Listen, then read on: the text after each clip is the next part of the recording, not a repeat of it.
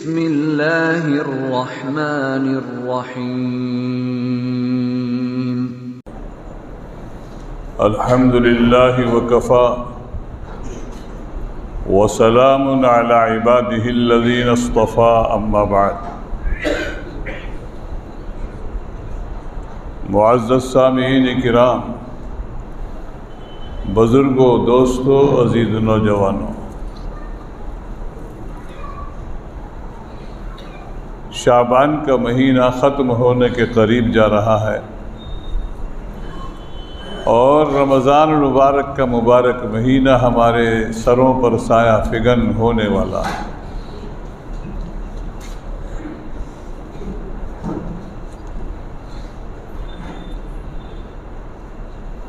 جناب نبی کریم صلی اللہ علیہ وسلم شعبان کی آخری تاریخوں میں لوگوں کو رمضان کی قدر و منزلت بتایا کرتے تھے۔ ایک مرتبہ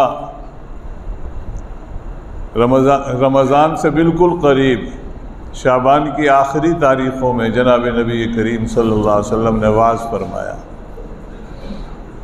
آپ نے ارشاد فرمایا کہ لوگوں، تمہارے اوپر ایک مبارک مہینہ آنے والا ہے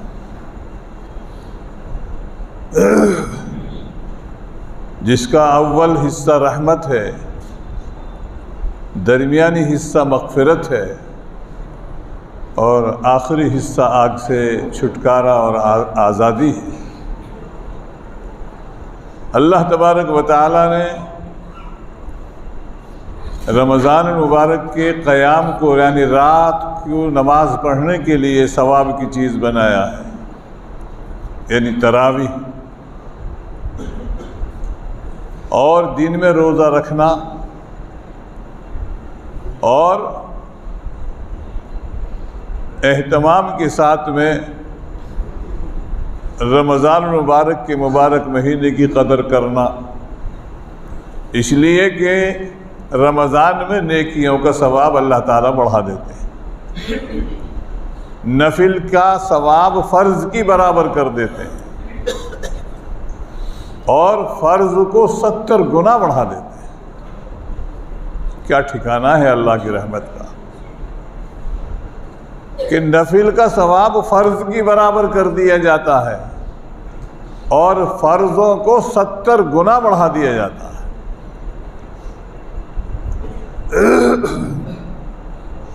تو رمضان المبارک کا مبارک مہینہ بالکل قریب آ لگا ہے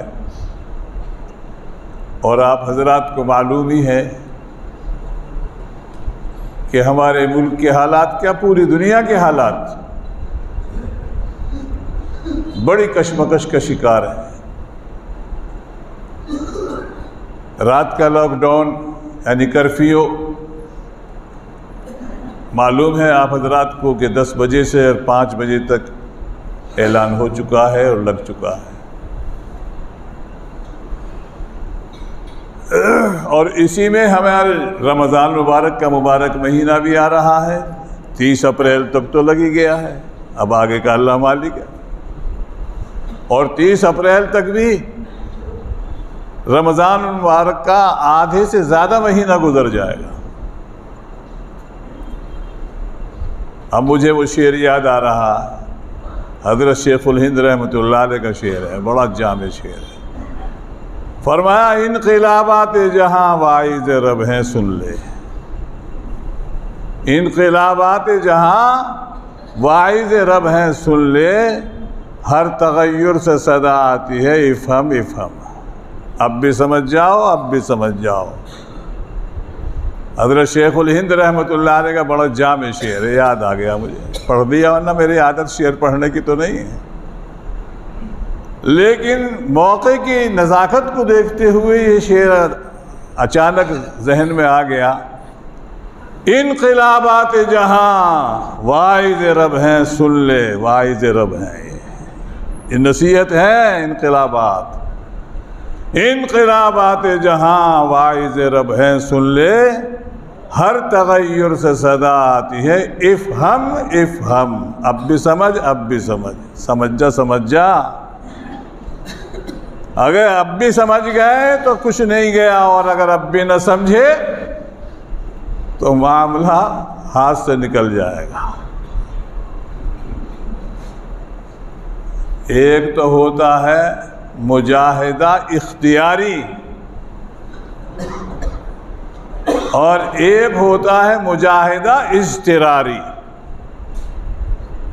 اضطراری تم مجاہدہ اختیاری نہیں کر رہے نا، اپنے اختیار سے کوئی مجاہدہ نہیں کر رہے، نفس کو کنٹرول نہیں کر رہے، تو اللہ نے مسلط کر دیا جو کہ اب نہیں کرو گے تو ایسا کرو گے، ایسے نہیں مانو گے تو ایسا مانو گے۔ لیکن یاد رکھنا ثواب ہے ہمارے لیے، دونوں میں، دونوں ہاتھوں میں لڈو ہیں ہمارے۔ تو مجاہدہ اختیاری کریں گے تب بھی ثواب ملے گا اور درجات بلند ہوں گے، اور اگر مجاہدہ اضطراری بھی ہو جائے گا اس کا بھی ثواب ملے گا۔ کوئی نہیں چاہتا کہ میرا بیٹا دنیا سے رخصت ہو، کون چاہتا؟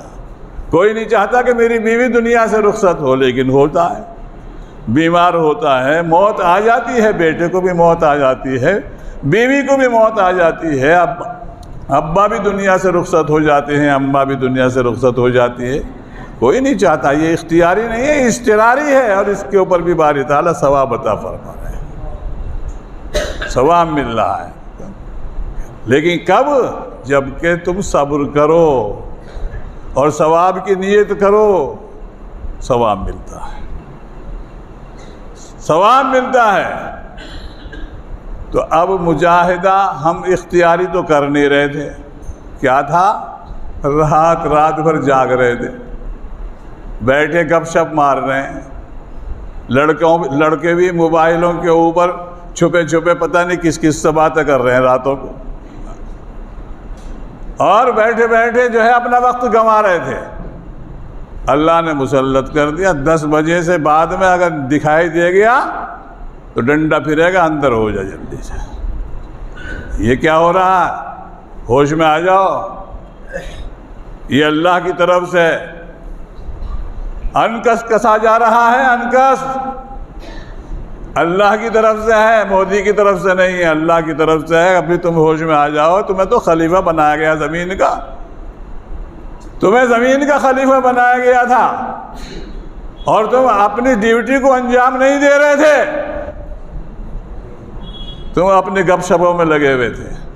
ہو جاؤ اندر، اب اندر جاؤ، اب بیٹھا ہوا نہ ملے کوئی بازار کے اندر، ہم نے بہت چھوٹ دی تمہیں، تم ہوش میں نہیں آئے، اب ہو جاؤ اندر، اب اندر ہو جاؤ۔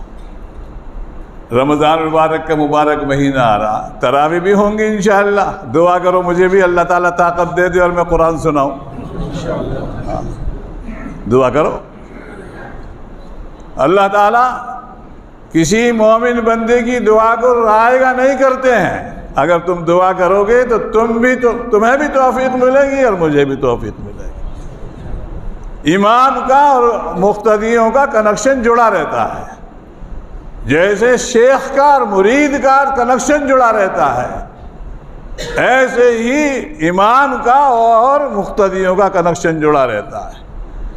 اگر مقتدی صحیح ہیں تو امام کی بھی نماز قبول ہے بھائی جان، اور اگر مقتدی غلط ہیں تو امام کی بھی نماز قبول نہیں، اور مقتدیوں کو تو ہے نہیں، ہونے کی نہیں۔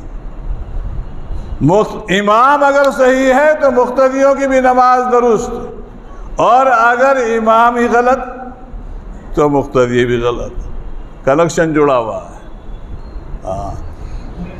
استاد خود استاد نہیں بنتا، بلکہ توجہ ہوتی ہے طالب علموں کی۔ مدرسین خود نہیں مدرس بنتے، بلکہ ان کے جو شاگرد ہوتے ہیں ان شاگردوں کا کنیکشن جڑا ہوا ہوتا ہے۔ وہ اگر شاگرد صحیح ہوتے ہیں تو اللہ تعالیٰ دماغ میں ڈالتا ہے، اساتذہ کے دماغوں میں ڈالتا ہے، اور وہ مضامین ڈالتا ہے کہ آپ ہکے بکے رہ جائیں گے. وہ خود بھی یہ کہ محسوس کرے گا بھائی یہ تو میری سمجھ میں ہی نہیں آ رہا تھا, یہ توجہ کہاں سے آئی؟ ان چھوٹے چھوٹے بچوں کی جو پڑھ رہے ہیں ان کی توجہ ہوتی ہے, اور ان کی توجہ سے جو ہے مضمون صحیح حاصل ہو جاتا ہے. اس لیے تراویح ہوگی انشاءاللہ, کشمکش کا شکار مت ہونا. اے دل تجھے قسم ہے کہ ہمت نہ ہارنا. پتہ نہیں کیوں شعر یاد آ رہا. اے دل تجھے قسم ہے کہ ہمت نہ ہارنا, اور دن زندگی کے جیسے بھی گزرے گزارنا.